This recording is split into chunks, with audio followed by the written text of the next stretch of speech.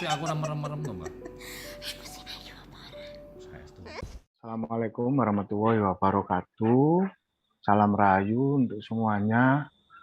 Di sini hari Kamis tanggal 6 Mei kita bertemu lagi di Zoom-nya Ayun Tentrem.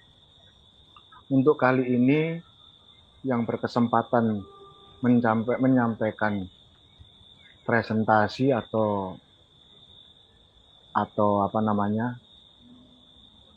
atau topik untuk Kamis ini adalah Mas Jovan.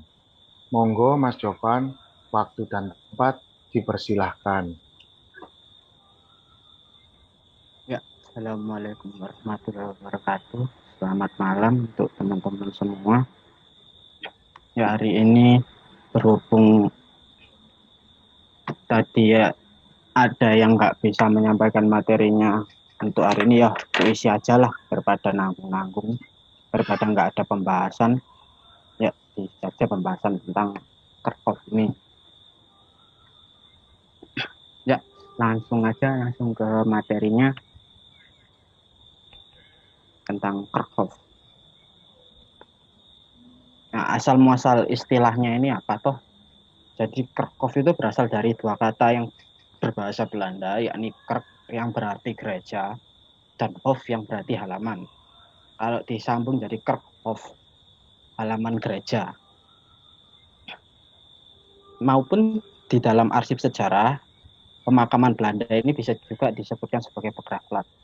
Jadi Kerkhoff ini kan halaman gereja ya. Pada waktu era-era tersebut di abad ke-16, sebelum ke abad ke-16, ke-17 itu pemakaman di sekitar halaman gereja ini suatu hal yang umum ya, yang lumrah di Eropa. Kita langsung melihat dari sejarah pemakaman Belanda di Indonesia.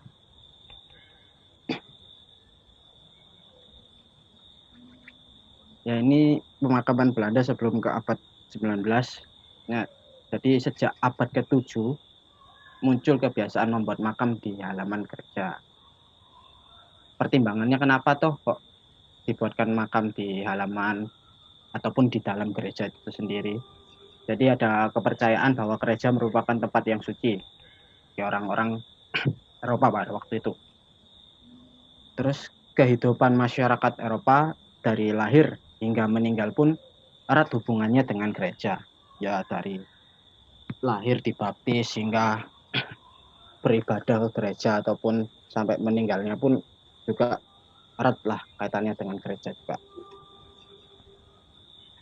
Nah, yang kedua ada penataan makam yang dibagi dengan menurut hierarki sosial. Jadi yang dimakamkan di halaman gereja ataupun di dalam gereja ini dibagi menurut hierarki sosialnya mereka, dari kelas apa, kelas bangsawan ataupun kelas-kelas rakyat biasa. Tapi kebanyakan untuk yang di halaman gereja ataupun di dalam gereja itu kelasnya itu agak kelas-kelas bangsawan, orang-orang terpandang lah.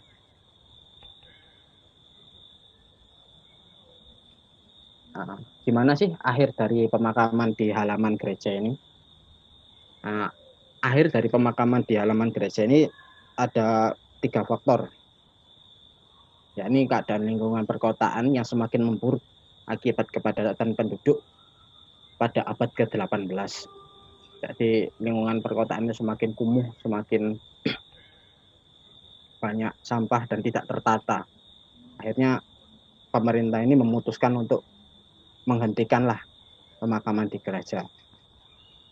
Hal itu juga berdampak terhadap tingginya berkuat ya. Hingga pemakaman tidak mampu untuk menampung jenazah. Jadi pemakaman pada waktu itu juga disebabkan tingginya angka kematian ini karena banyak wabah-wabah. Hingga menyebabkan pemakaman yang di dalam halaman gereja itu nggak bisa menampung banyak jenazah.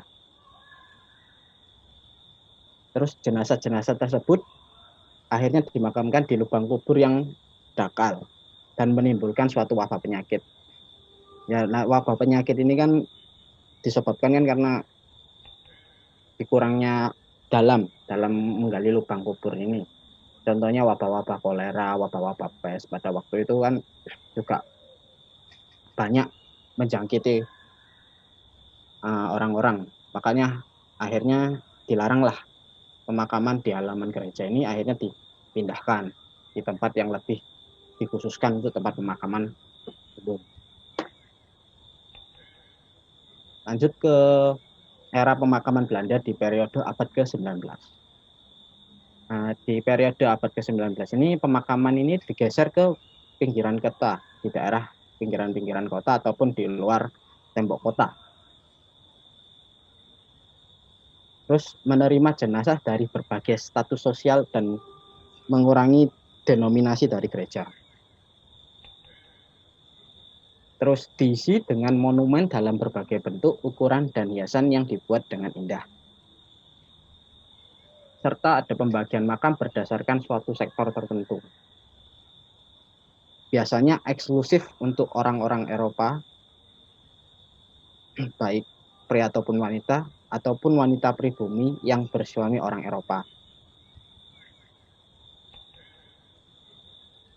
Ya, ini salah satu gambar contoh di pemakaman di dalam gereja. Ini nisannya dari Gubernur Jenderal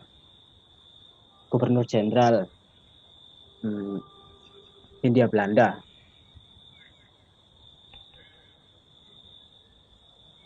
Ini juga sama di halaman di dalam gereja dibuatkan makam. Jadi ini tingkat status sosialnya tinggi, jabatannya juga pasti tinggi lah dalam hierarki sosialnya. Makanya dimakamkan di dalam gereja.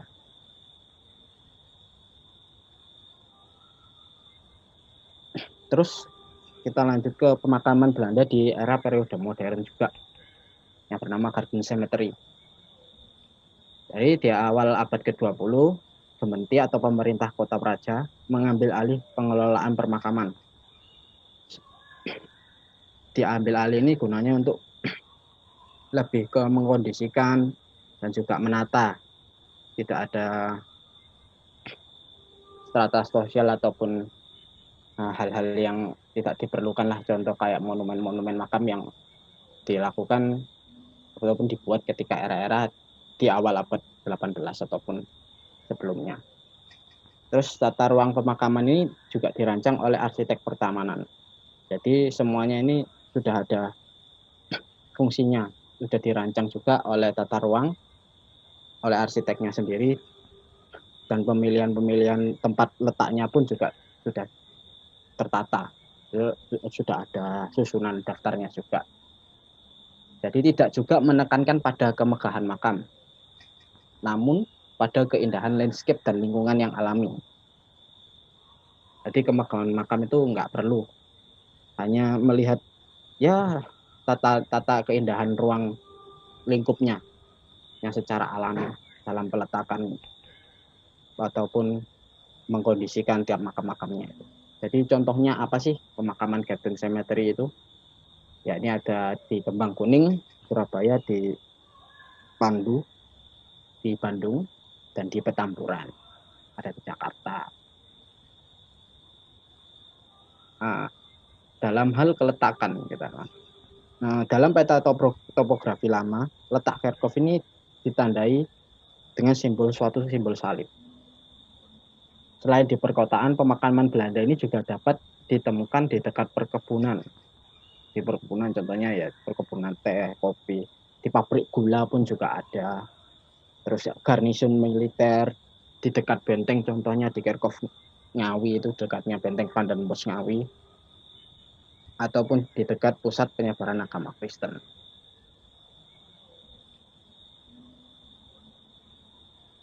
Nah, ini contoh keletakannya. Di peta terlihat selalu dengan tanda salib. Ini yang di peta kiri ini ada di Surabaya, yang dikenal dengan Kharkov Peneleh. Yang di kanan ini ada di Jombang, di daerah Mojowarno, yang ditandai dengan warna kuning.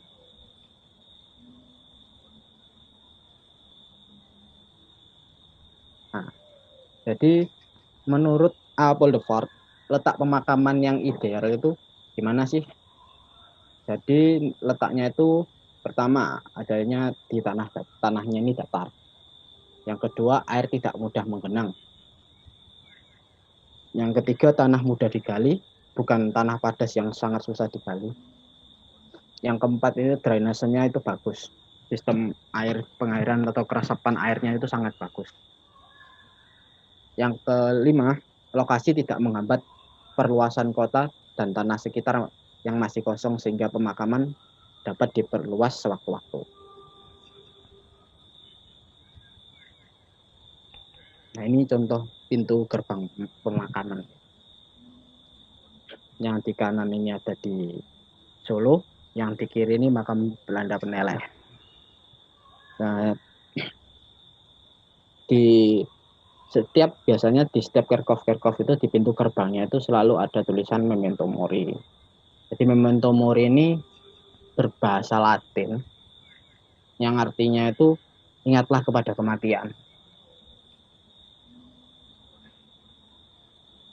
Langsung, bagaimana sih sistem bentuk penguburan pada waktu itu? Jadi penguburan ini dibagi ada 3 sebenarnya. Ada Ardgraven yang langsung ditimbun langsung dengan tanah, ya dengan seperti kayak sama lah, sama dengan makaman Islam ataupun Kristen yang ditimbun langsung dengan tanah, dikasih nisan gitu aja, ataupun dengan Grafkelder, yakni dibentuk suatu ruangan dinding lubang kubur yang dilepisi dengan bata-bata sehingga membentuk semacam relung-relung. Tujuannya apa sih? Untuk mencegah tanah ini terkontaminasi oleh jenazah yang sedang terurai. Pemakaman jenis ini dapat menampung lebih dari 1 jenazah. Biasanya keluarga sih, 1 keluarga yang biasanya. Yang ketiga itu ada yang namanya Hofkelder. Hofkelder ini sama dengan Grafkelder, cuman dia ini gunanya itu untuk Burkelder, bukan Hofkelder. Sorry, Burkelder. Dia ini ruang kuburnya itu milik seseorang. Jadi milik seseorang yang sudah meninggal, milik keluarganya seseorang. Jadi dapat disewakan untuk makam orang lain, sehingga dalam satu kubur ini terkadang ada lebih dari 1 jenazah. Jadi jenazah orang lain disewain, setelah sewanya habis, nanti kadang yang dimakamkan, yang menyewa makam ini, yang dimakamkan itu akhirnya dipindah ke omah balung atau mausoleum. Ya, ini bentuk penguburannya ya teman-teman. Yang kanan yang Ardgraven, yang biasa digali seperti biasa konvensional, dimasukkan dengan petinya langsung, setelah itu dikubur, tinggal dipasangkan nisan. Sedangkan yang di kiri ya ini Grafkelder ataupun Hurkelder. Jadi dibuatkan masuk begitu, dibuatkan relung-relung semacam kayak mausoleum juga sih. Dibuatkan setiap ruangan-ruangan sendiri-sendiri. Jadi dapat menampung lebih dari 1 jenazah. Biasanya kebanyakan yang keluarga kalau gini. Tapi kan juga ada yang versi Hurkelder itu tadi bisa disewakan. Tergantung dari pihak keluarganya mau menyewakan atau tidak. Nah, ini gambar dari contoh mausoleum.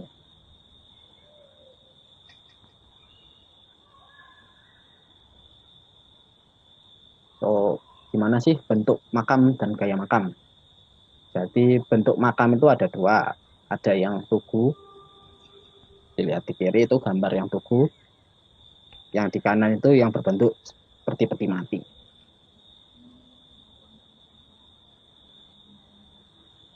Nah, ada beberapa gaya bentuk-bentuk makam.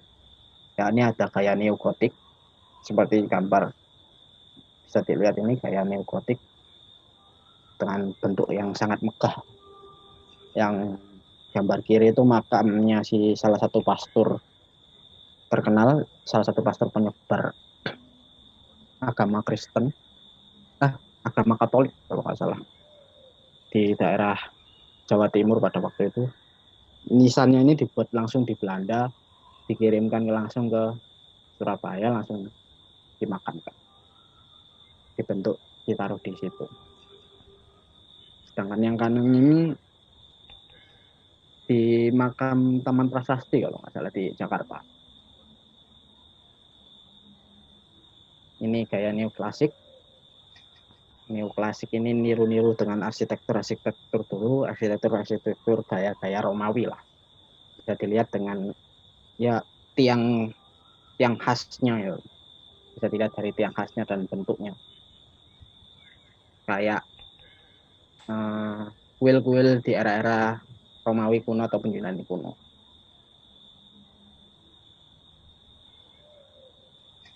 Nah, ini bentuk makam gaya Art Deco yang arsitekturnya ini istilahnya viralnya itu di era-era tahun 1900-an. Jadi makaman dengan gaya modern. Ini Art Deco.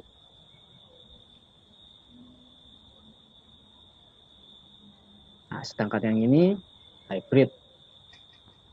Kayak bong, tapi ada nisannya jelas tuh nisannya. Hybrid antara Belanda dengan Tionghoa. Hybrid bong lah. Ini yang dimakamkan ya turunan hybrid orang-orang Belanda dan Tionghoa.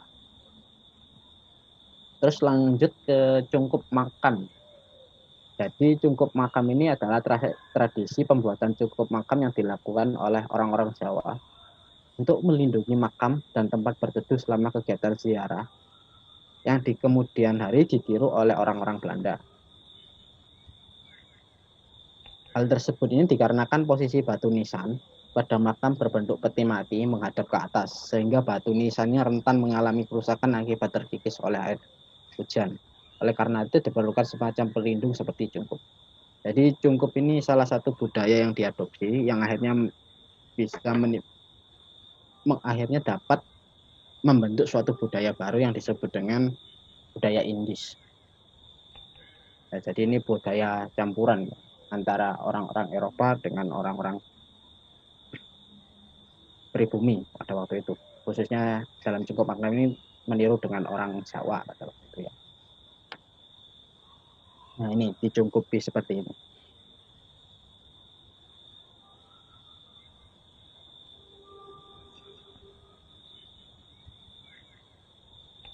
Ini juga.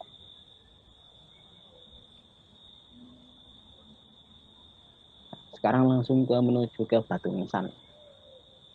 Jadi menurut James Stead, batu nisan yang terdapat pada pemakaman adalah suatu artefak arkeologi yang memiliki perbedaan bentuk, ragam hias, bahan, bahasa, dan penanggalan yang berbeda dalam satu ruang yang sama. Sementara menurut Palm, keberadaan batu nisan menjadikan pemakaman sebagai laboratorium yang membantu arkeolog dalam menganalisa perubahan budaya yang sudah terjadi pada waktu itu. Jadi dapat dilihat perbedaan budayanya. Di contoh-contoh misalkan nisan di tahun 1700 seperti apa, 1800 seperti apa, 1900 seperti apa.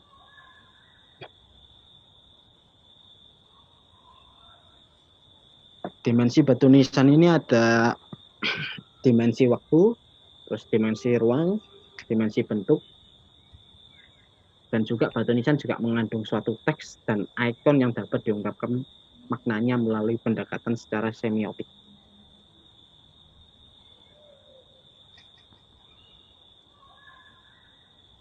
Nah, ini contoh batu nisan.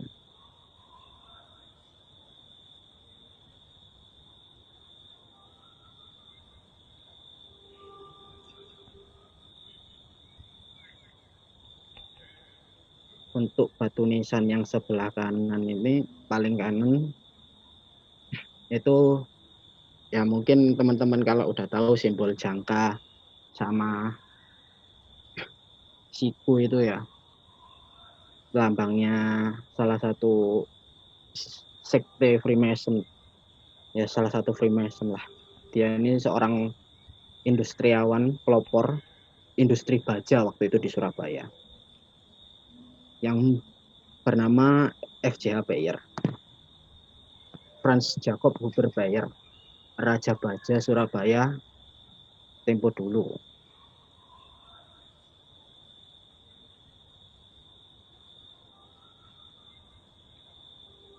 Langsung ke bahasa. Jadi bahasa yang digunakan pada nisan ataupun yang ada terdapat di Kharkov ini biasanya menunjukkan suatu identitas kebangsaan dari orang-orang yang dimakamkan di sana. Selain bahasa Belanda, di Kharkov juga dapat ditemui bahasa asing lain seperti Inggris, Jerman, Prancis, Yahudi, Armenia, ataupun Jepang. Kadang-kala di dalam suatu batu nisan ini kadang bisa memuat 2 bahasa multilingual ataupun 3 bahasa trilingual. Yang ini contoh ya, nisan yang berbahasa Inggris sebelah kiri itu, yang sebelah kanan berbahasa Belanda.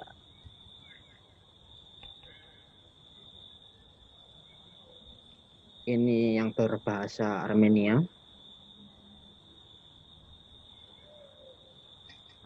Ini yang berbahasa Jepang.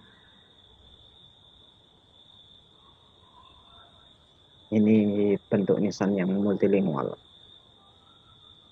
Ada yang berbahasa Inggris dengan berbahasa Armenia. Ataupun berbahasa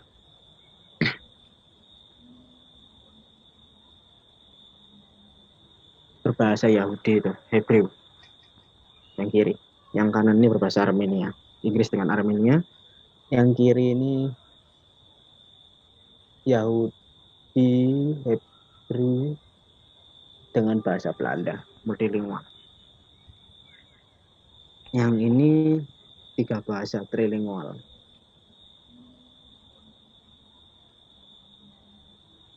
Yang depan bahasa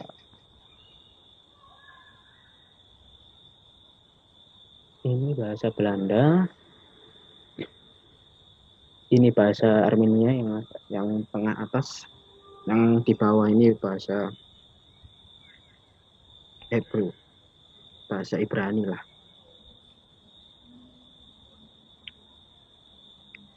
Langsung ke tentang ragam hias. Jadi selain untuk menambahkan suatu keindahan, jadi ragam hias di pemakaman juga memiliki makna simbolis yang berkaitan dengan keyakinan dan sikap umat Kristen terhadap kematian. Satu ragam hias ini terkadang memiliki 2 makna simbolis. Sebagai contohnya ini. Ada jam pasir bersayap, yang dapat diartikan bahwa waktu yang sudah dilaluinya ini sudah pergi. Jadi waktu yang kehidupan ini sudah dilalui, hingga akhirnya menuju ke kematian, ataupun sudah hilang, sudah pergi. Yang kanan ini bentuk untayan bunga, sedangkan yang bawah ada bentuk jangkar, ini kadang menandakan sebagai seorang pelaut dulunya, ataupun juga bisa disimbolkan sebagai sebuah harapan. Yang sebelah kanan itu ada sabit. Sabitnya dewa kematian. Side. Ya,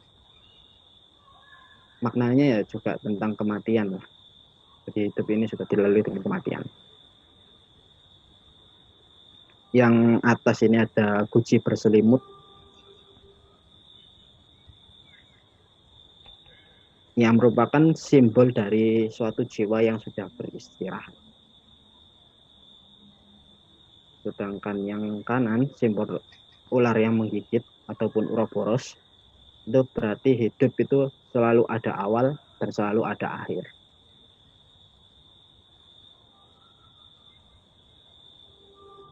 Lanjut ke panji heraldik. Penggunaan awalnya terbatas untuk bangsawan. Kemudian meluas untuk kalangan agamawan, pengrajin, dan serikat pekerja. Mereka yang berjasa bagi kerajaan akan dianugerahi panji heraldik. Sebaliknya, bagi yang melanggar hukum akan dicabut haknya untuk memasang suatu panji heraldik. Jadi penggunaan panji heraldik ini mulai berkurang sejak era revolusi Prancis karena dianggap sebagai simbol tentang feodalisme. Jadi simbol panji heraldik ini biasanya banyak digunakan ya keluarga bangsawan. Jadi panji-panjinya itu ada sendiri, lambang-lambang keluarga. Ini salah satu contoh panji heraldik.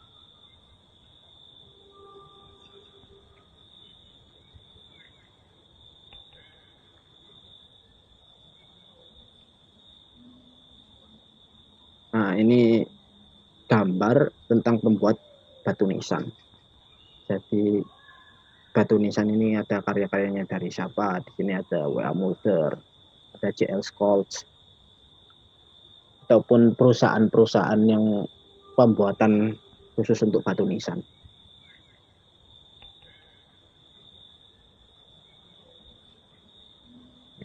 Ini iklan tentang pembuatan batu nisan.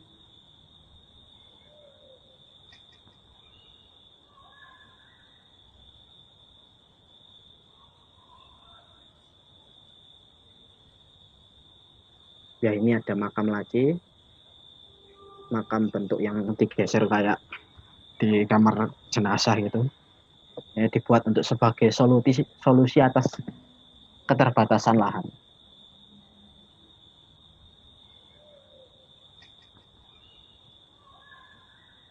Nah, ini ossuarium yang tadi sudah dijelaskan, tempat untuk mengumpulkan sisa tulang belulang manusia. Terus tulang yang dikumpulkan nanti berasal dari makam yang sudah kadang tidak diketahui ahli warisnya. Tujuannya kenapa? Supaya untuk kuburan yang lama ini dapat digunakan kembali untuk pemakaman yang baru. Jadi kalau misalkan nggak teridentifikasi, batu nisannya udah nggak kelihatan, dan nggak tahu siapa ahli warisnya, tulang belulangnya diangkat, dipindahin ke ossuarium, dan nanti ditata-tata. Ya, ini clinical wish, jadi tempat jenazah yang disemayamkan sebelum dimasukkan ke liang lahat. Dan udah itu aja. Terima kasih buat teman-teman yang sudah menyimak. Mungkin mau ada yang bertanya ataupun berdiskusi, mau didiskusikan, monggo silahkan. Ya, terima kasih Mas Jovan atas ilmu yang diberikan untuk hari ini. Sekarang monggo persilakan poros dulur, teman-teman, barangkali ada yang ingin ditanyakan atau ingin didiskusikan, monggo.